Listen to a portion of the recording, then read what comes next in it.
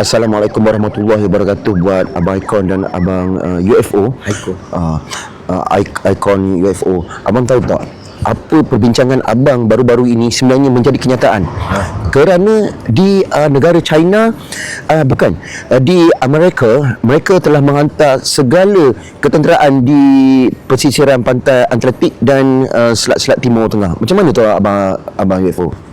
Saya kurang pasti pasal pelaburan mereka, tapi pelaburan mereka tu kurang fasih dengan announcement. Cuma penempatan mereka tu cuma berada di sekitar kawasan Lumlah Ibu Negara Kuala KLCC.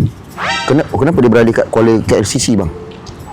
Sebab pesisiran pantai tu Pasifik dan peperangan tu cuma ideologi matematik dia orang. Ideologi matematik dia orang.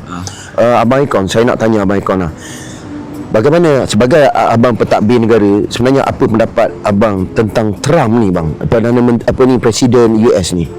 Trump buat announcement daripada plan, daripada file profile daripada berita semalam. Daripada profile British semalam? Berita semalam. Antara US dan Netanyahu Israel?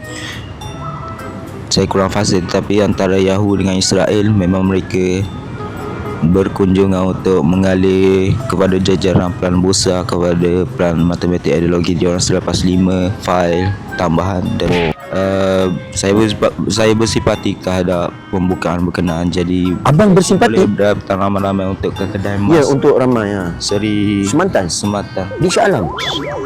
Abang tahu tak, kedai emas Seri Semantan dekat Shah Alam kali ni dia orang buat cabutan bertuah kereta Fairfire bang. So mereka boleh datang beramai-ramai untuk beli emas di kedai berkenaan. Jika mereka berkurang jajaran dalam tiada kerja, datanglah ke kedai Seri Emas menanti. Bukan menanti bang, Semantan.